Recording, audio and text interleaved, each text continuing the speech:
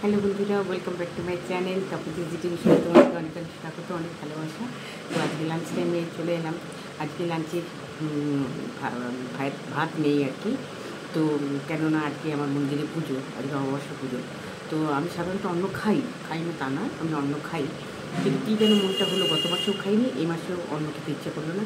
ডালিয়ার খিচুড়ি আর এই যে কুমড়ি যে যেটা বলে আর কি, আলু ভাজা আর হচ্ছে পোস্ত বাটি। তো চলো, আর কাগজি লেবু আছে, আর ওপরে গাওয়া ঘি ছড়িয়ে নিয়েছি। চলো স্টার্ট করি। আমার খিচুড়ি জাতীয় কিছু হলেই আমার কাগজি লেবু দিয়ে খেতে খুব ভালো লাগে, ভীষণ ভালো লাগে।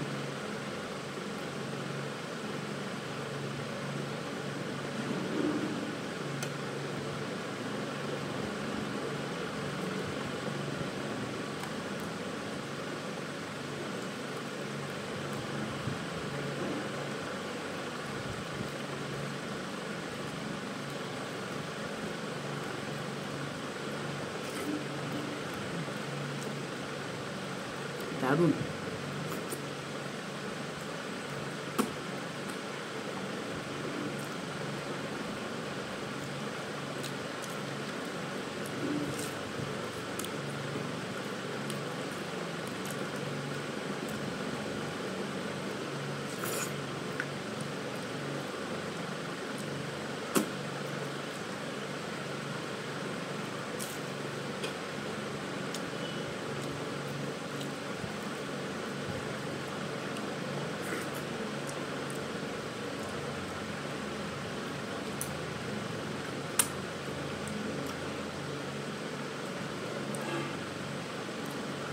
একঘেয়ে ভাত খাওয়ার থেকে মাঝে মাঝে এরকম চেঞ্জ করে খাওয়া ভালো লাগে।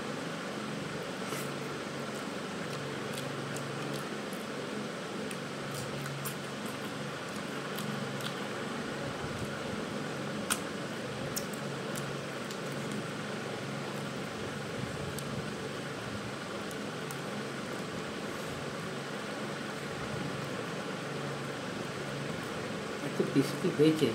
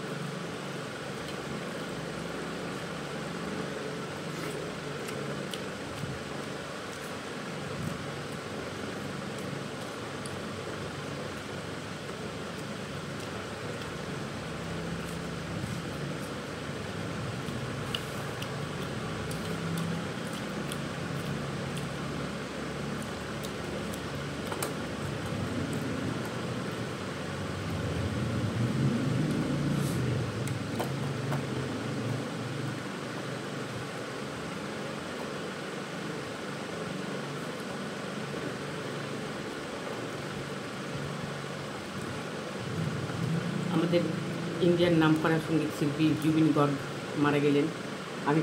আমার খুব হট ফেভারিট ছিল এই শিল্পী। আমার ভীষণ ভালো লাগতো জুবিনের গলা।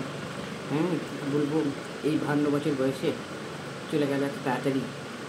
এত এত মনটা খারাপ, শুক্রবার থেকেই মনটা ব্যাপক খারাপ। কিছুতেই মেনে নিতে পারছি না। ওর সে প্রোগ্রামের কথা মনে পড়ছে।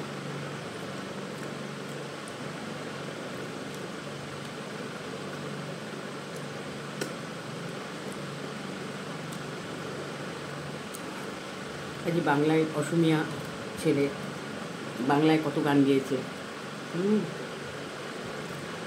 আজকে বাংলার সব দারুণ দারুণ সুপার হিট গান দিয়েছে। সেরকম বোম্বেতেও প্রচুর।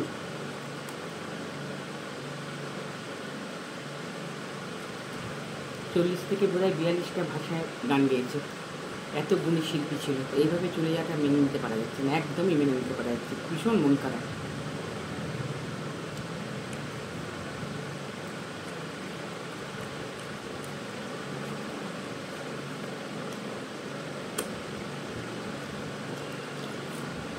প্রোগ্রাম করতে গেছিলো জুবিন, তোমার সবাই জানো, করেছো, সিঙ্গাপুরে। ওখানে স্কুবা ডাইভিং করতে গিয়ে এই দুর্ঘটনা। ওর বোনও একইভাবে, ওর বোনও সঙ্গীত শিল্পী ছিল। ওর বোনও একইভাবে প্রোগ্রাম করতে যাওয়ার সময় সড়ক দুর্ঘটনায় মারা গেছিলো। খুব আদরের বোন ছিল জুবিনের। কি ভালো অসমীয়া বিহুগুলো গাইতো জুবিন। মানে সত্যি, মানে এত গুণী শিল্পী, এত গলায় টেপ, মানে ভাবা যায় না।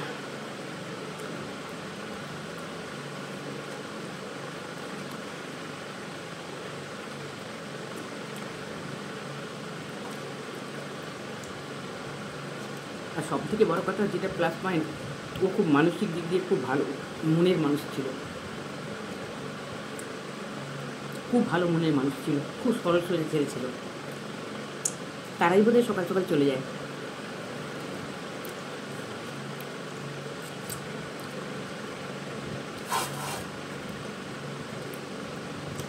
খুব ভালো মনের মানুষ ছিল।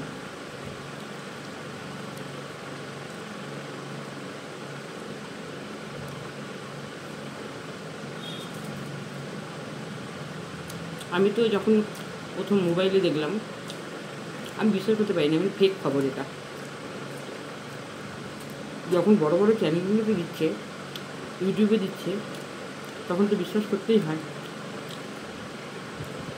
তখন আমি বললাম না, মানে সেই ওর প্রথম দিককার যখন ও স্ট্যান্ড করে, প্রথম দিকে যখন করছে, গান গাইছে বম্বেতে, কলকাতাতে, সেই দিনগুলোর কথা মনে পড়ছে, ওর প্রোগ্রামগুলোর কথা মনে পড়ছে। এত ভালো মুখটা, সরলতায় মাখানো মুখটা, এত ভালো ছেলে ছিল।